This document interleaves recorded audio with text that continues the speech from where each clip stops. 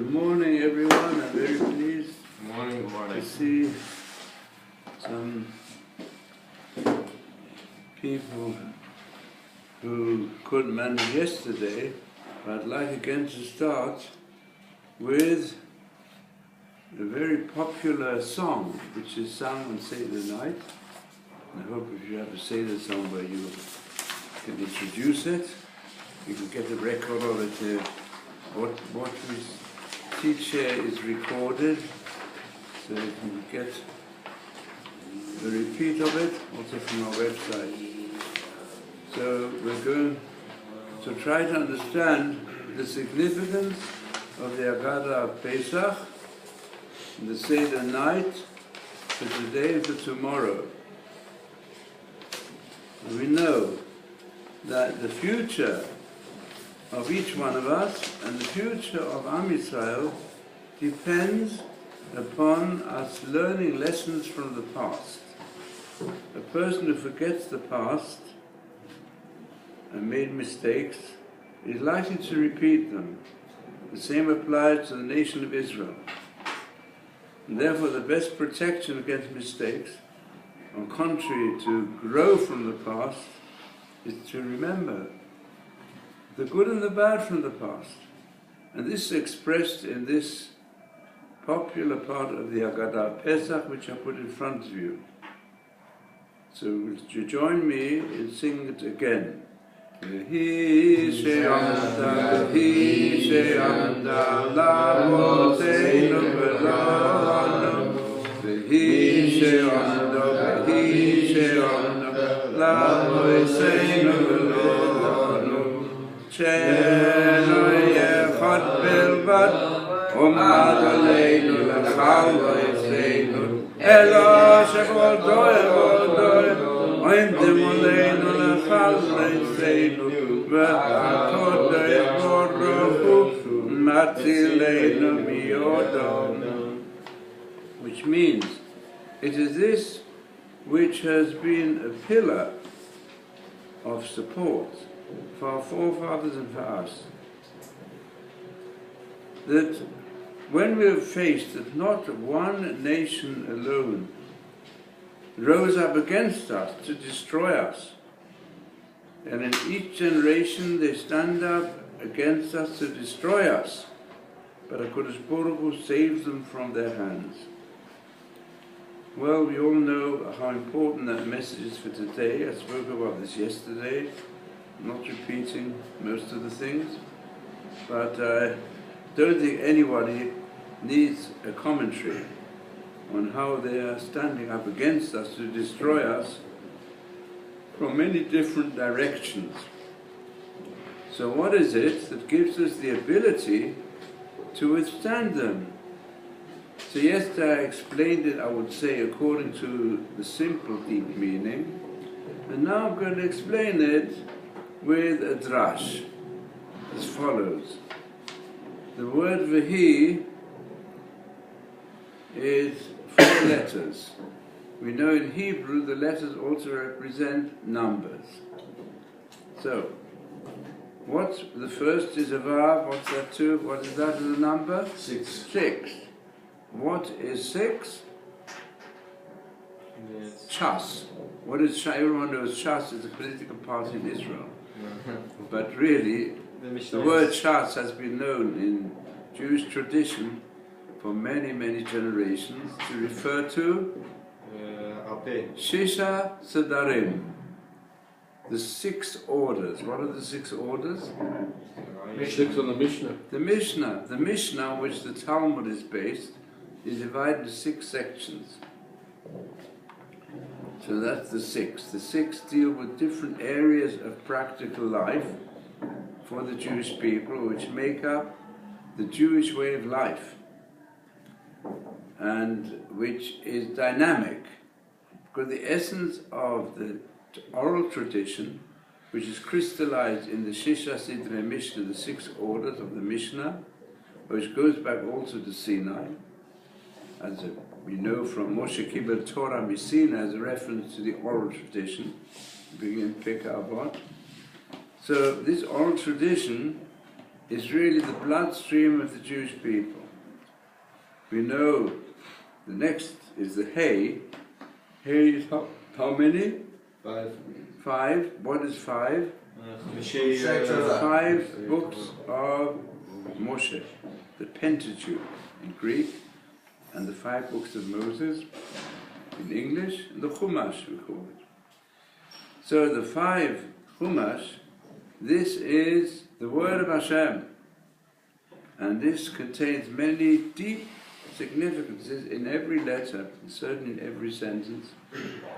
And here, this is something we have to know well, but here, this is what we regard as Torah min hashamayim, the Torah which came from heaven, divinely inspired. But the oral tradition is lo mashamayim. It was given over to man, to the brightest amongst Am Yisrael, who dedicate themselves through the special methods which were revealed also through oral tradition, how to explain the words of the written text, even how to punctuate them, how to vocalize them, how to sing them, how to divide the sentences and the paragraphs. It's all oral tradition.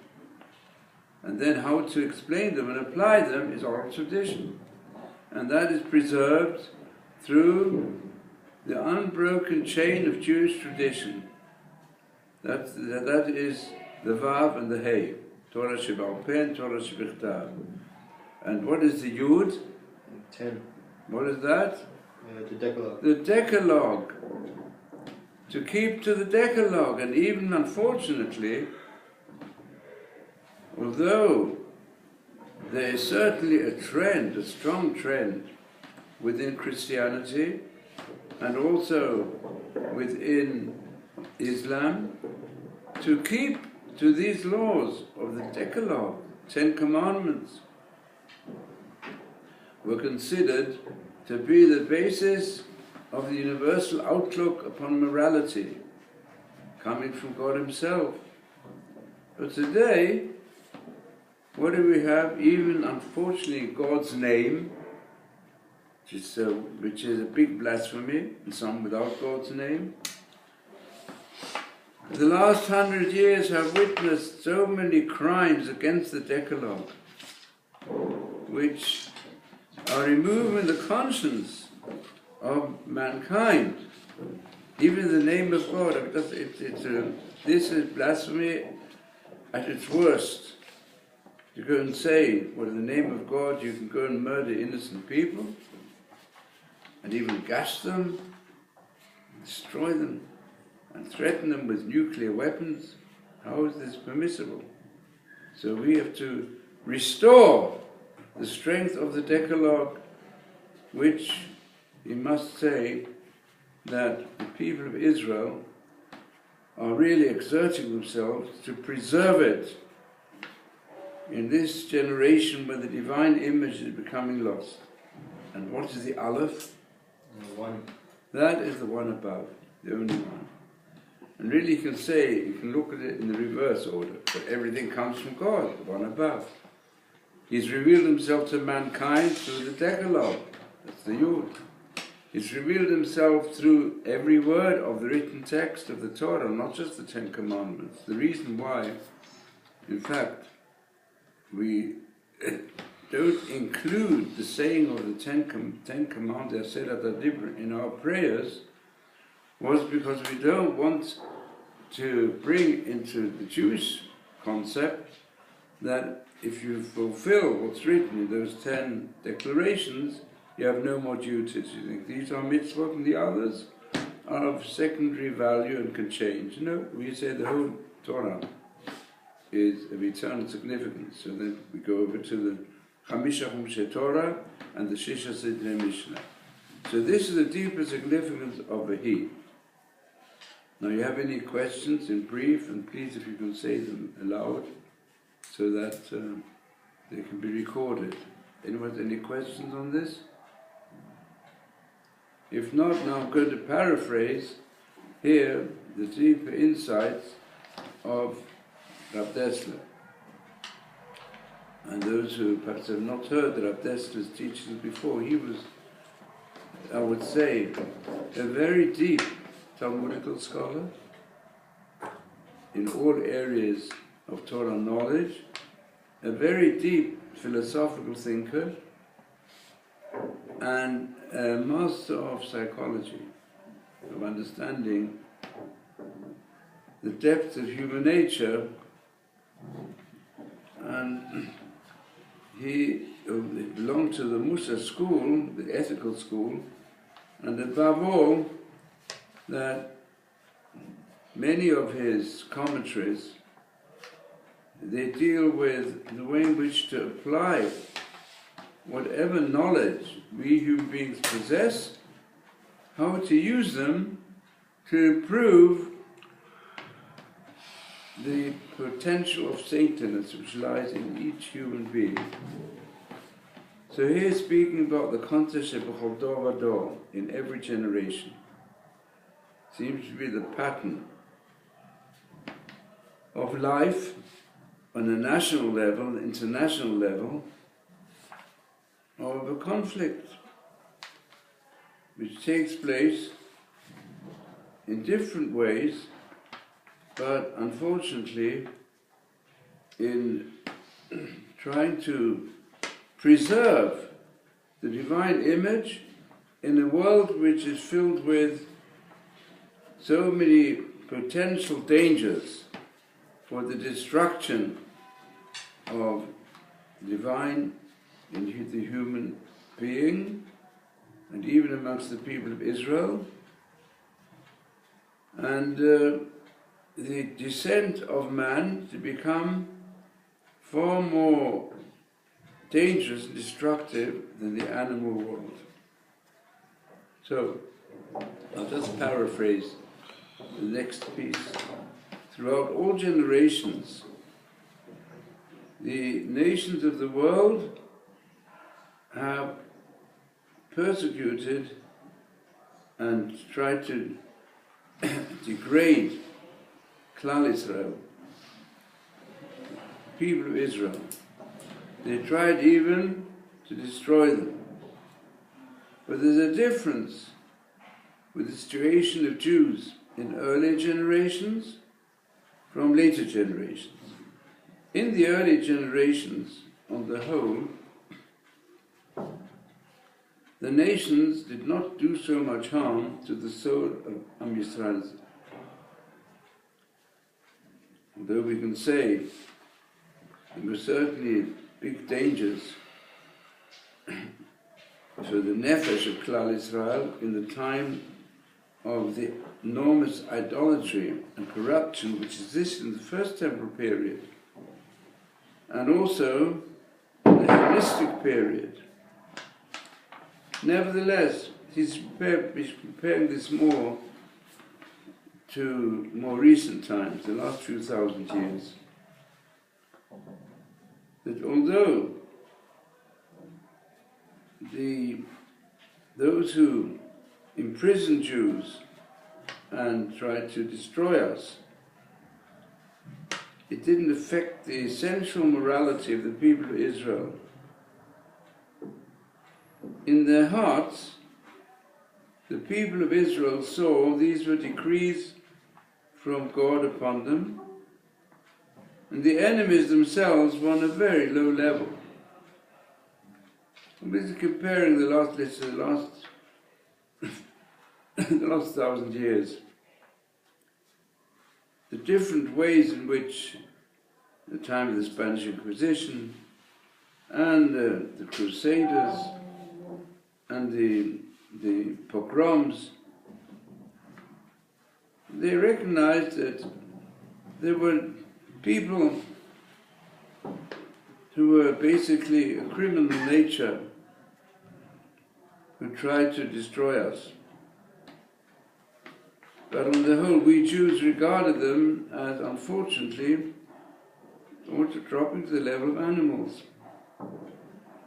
Those who used such cruel methods.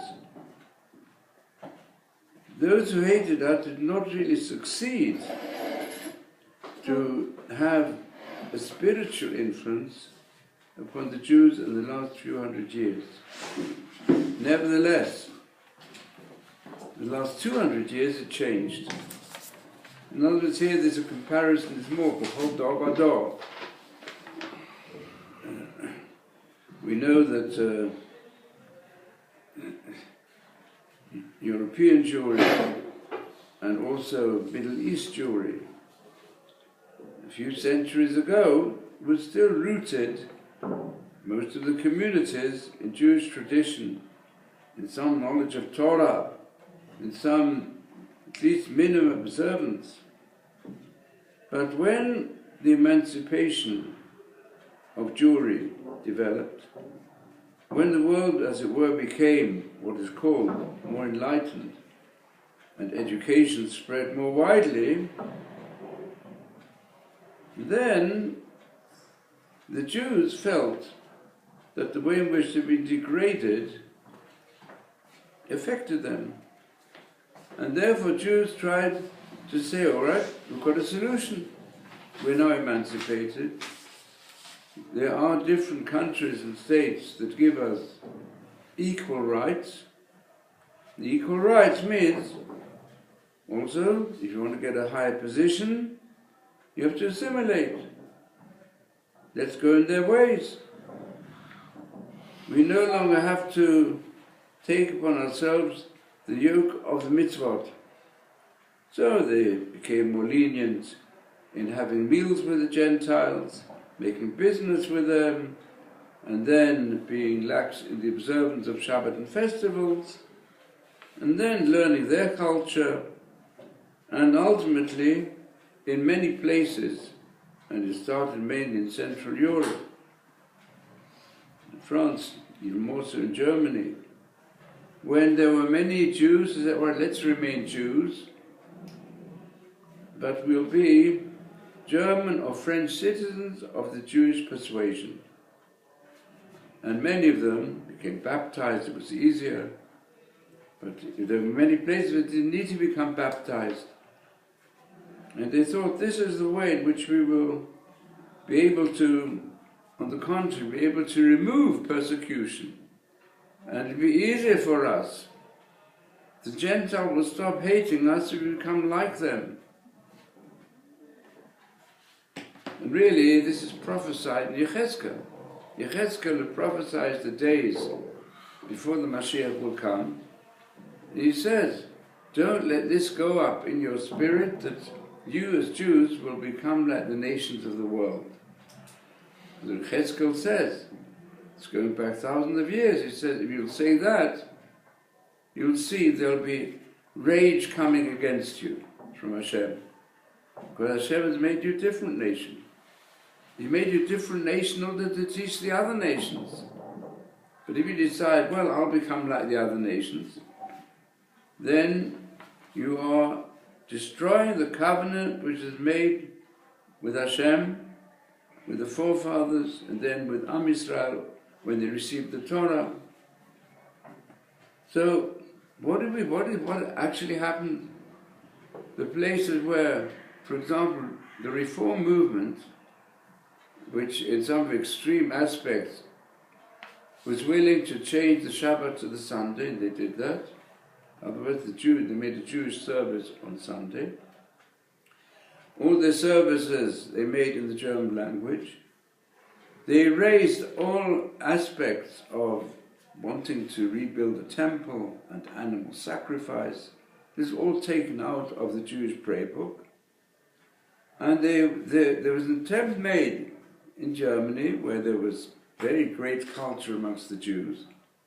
There were some great philosophers, highly respected by the non-Jewish society, like Moses Mendelssohn, who wrote a fantastic work on the immortality of the soul, which the Christians and generally people praised very highly.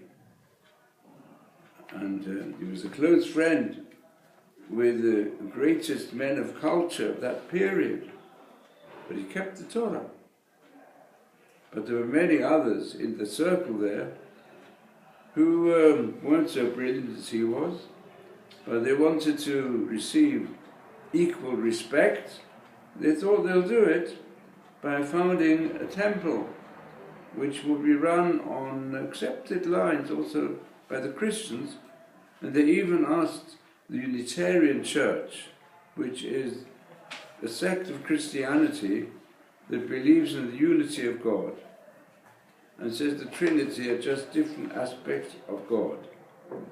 And they said, can they become a branch of the Unitarian Church, the Jewish branch, without accepting the Christian Messiah as our Messiah?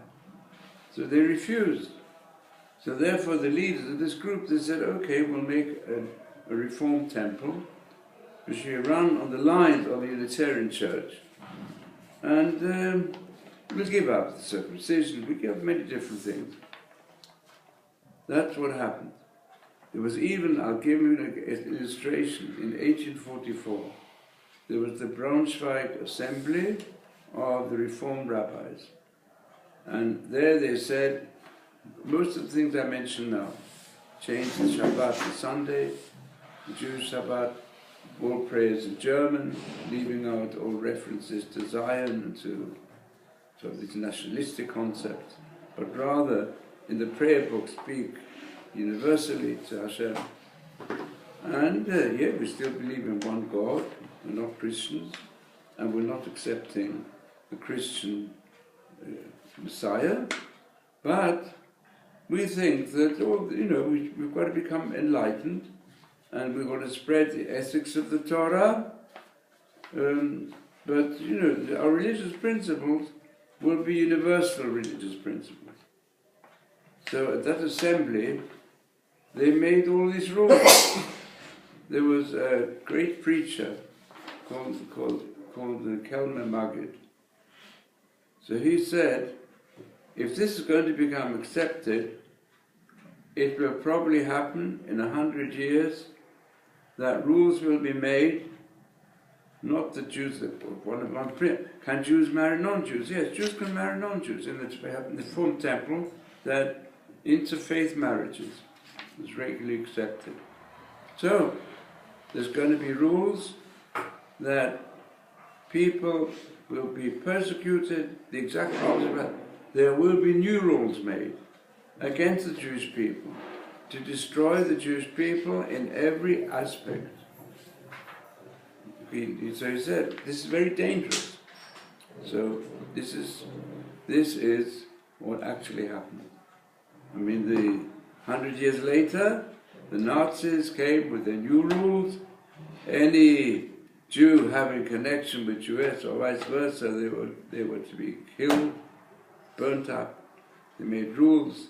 Jewish businesses should be thrown out. What you're doing is you're giving the key, because that's what happens. You want to be like the non-Jews. Hashem will teach you. Yes, you'll get those non-Jews at their lowest level to destroy as many of you as possible, to destroy the Jewish faith and destroy everything else. Assimilation makes things worse. Let's say in England, I'll give you examples from history. There were many instances where they had emancipation laws, and they saw that there was a Jew who kept even the Jew in Parliament. Jews went to Parliament, and there were Jews in Parliament where they were given equality.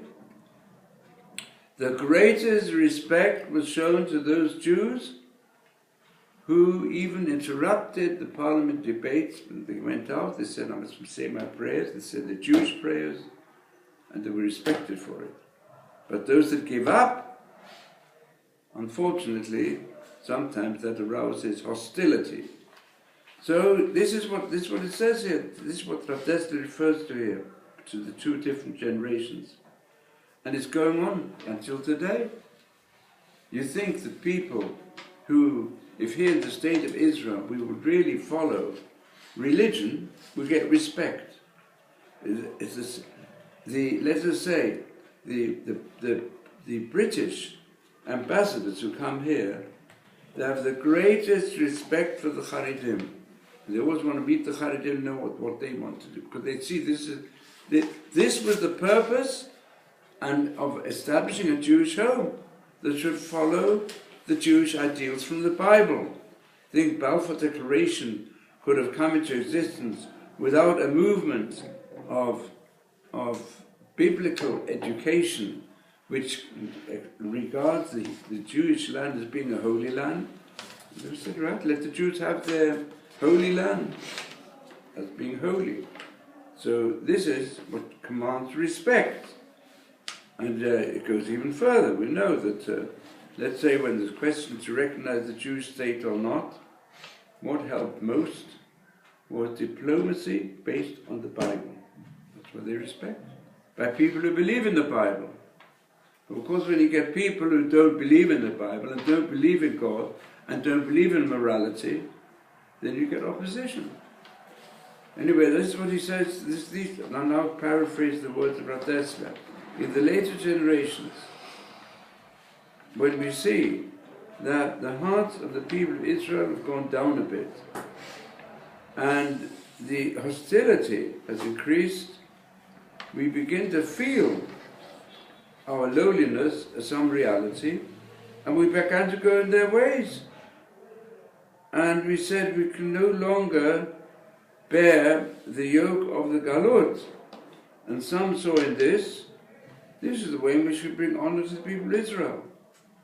And they were ashamed of their forefathers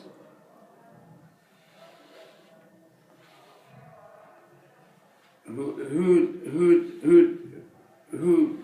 used to mock at those who dance with Mayafit. Mayafit means you don't see the special, exceptional beauty of the people of Israel's way of life.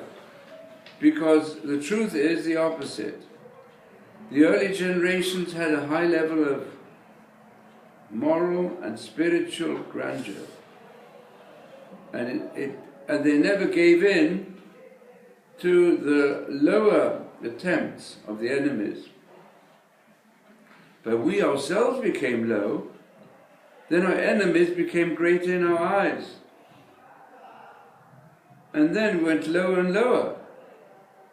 And that's why it says, by the Meraglim, the spies, when they went to look up the land, Vani ve'neinu kachakuvim, vot ra'inu, v'chein v'yinu beinehem. The spies, what was their sin? They said, well, this is applying it to a different generation, but they said when they came to the land, and they said, in our own eyes we felt like grasshoppers in front of the giants. They were gigantic heroes and they were fortified cities. So what can we, the weak people of Israel, do to take over this land? In other words, they no longer had such a connection with trust in Hashem. Hashem said, I'm going to help you. Go in the land. Conquer it, it's yours. They said, because in our own eyes we were like grasshoppers, that's why in their eyes we're like grasshoppers. So in other words, we have to change. We know they want to destroy it, but we've got to strengthen our spiritual grandeur. That's the most important thing. That's good. So I'm taking this concept back to Vahi. The greatness of our nation lies in our attachment to Torah and to saintliness, and that will have a big impact. Look, even when we see in the last war we had with their enemies, Hamas, who believe in violence, and whether they say it openly all the time or sometimes they hide it, although they say they want to drive all the Jews into the Mediterranean, want to take over everything in different ways, and they're certainly trying very hard to do this. So when in the last war, although they were so strongly supported by Iran with the best weapons, the best missiles, and the best training of people to shoot them and deal with them, the majority of their rockets and missiles, they did not hit any target.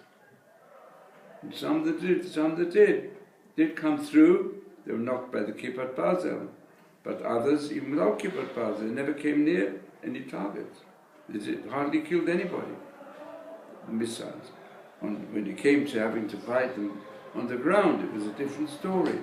But still they'd expected, they'd had an easy manner of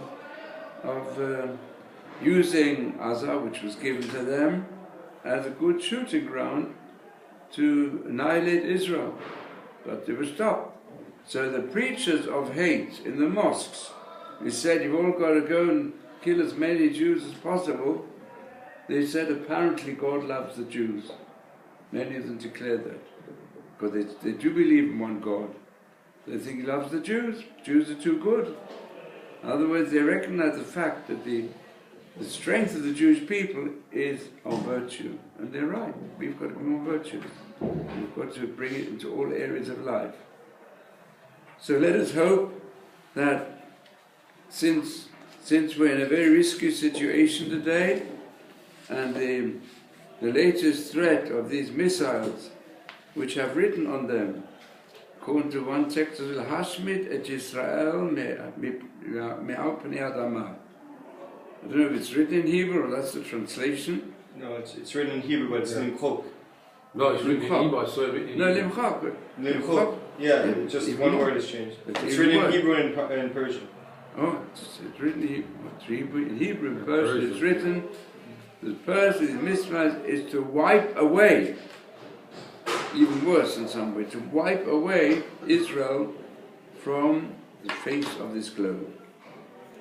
So, and if you think it's not just a vague threat, look, we all know they've got hidden away their nuclear weapons, and the West, the Europeans and the Americans, they're becoming very weak in supporting a pact made with the successor of Haman.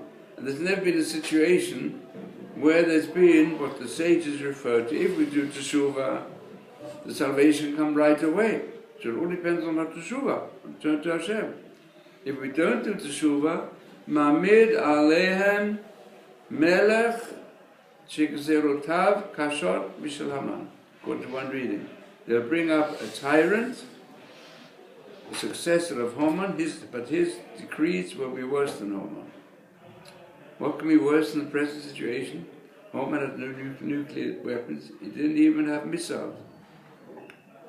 Hashem saved us. In the merit of what? In the merit of trusting in the God who is in hiding. But the hiding of Hashem, Estim Nator Menayin, because Anuchi Haste Astir. Most of us don't even realize that God is in hiding. And this is, and let's say the Moshel, this is what God in hiding. We all know there's a game of hide and seek, which children love. So the children and parents also like it. Why? Because it's a way of strengthening the bond between parents and children. Because if familiarity breeds contempt, and therefore if you're always too close to the children, they take you for granted. Therefore, if the parent, father or mother hide themselves from the child a bit, and the child seeks them, it creates a better relationship. But what happens if there's some, I said it happened. It happened in my lifetime as well. There's a child hiding, and then in a certain place, you see the child is crying out her eyes. Why is she crying her eyes? He said, I played hide and seek, but my mother, she's forgotten that I'm hiding. She's forgotten that I'm hiding. So she cries even more. She cries not. So what shall I do? Shall I go on hiding? That's what you got. Then you've got to tell the child, go and look for her. You don't have to look around for her. So that's what Hashem is in hiding. Why does he hide? Because he wants us to look for him. Because unfortunately many of us have forgotten that he's in hiding. All the things that are happening, Hashem is hiding. He's even, you can see, with our life here in Israel, in fact he's playing with hide and seek. You can see. We were in a very difficult situation, even to be able to come back to this land, but because there was a strong desire to come back to the land and really fulfill our covenant with Hashem, So what Hashem do? He gave many miracles we're going to now, that we could stay in Israel. I mean, they all agree that Balfour Declaration was a smile from Hashem, and then to fulfill it by having a state was already a very big step forward. And then all the signs that we have of the blue and white flag and the menorah, they're all signs to tell you, well, you know, you're a special nation. You've got to always think of Hashem, this concept of the blue. You've got to think of the menorah, the light of the Torah. So I'm giving you plenty of hints. And then you don't take any notice. So what do? I go and bring you an enormous miracle, a miracle war. Everybody agrees that war was not based on military strength. That war, even the chief of staff said at the time, it's only Hashem who could have produced such a result after the 6-day war. But we didn't take enough notice of this. So what Hashem said, well, they don't take notice of this war. I was expecting, it started a trickle of teshuvah, but it didn't turn to a tide. So Hashem said, okay, I'll bring the Yom Kippur war. And surely Yom Kippur expects all Jews to be prepared. There were many Jews, even people from the army, were having a picnic. So came this terrible war, which lost almost 3,000 people killed. And this war is called Ridat Adamai. In Israel's history, it's called an earthquake for the state of Israel. And since then, we've gone on the slippery slope of all the advantages of the 6-day war being taken away from us. And even such a situation going down and down, that they go and give back one of the most productive areas which were given to us in the 6-day war, Gush Katif, and giving it to enemies. For a person who was previously the pillar of the right-wing movement that believed strongly in the return of Am Yisrael to Eretz Yisrael, and he pushed the others, he made a complete turnover, and what's happening now? That has become the source of attack all the attacks that take place. But still we can see Hashem will surely listen to our prayers at this time. Amen.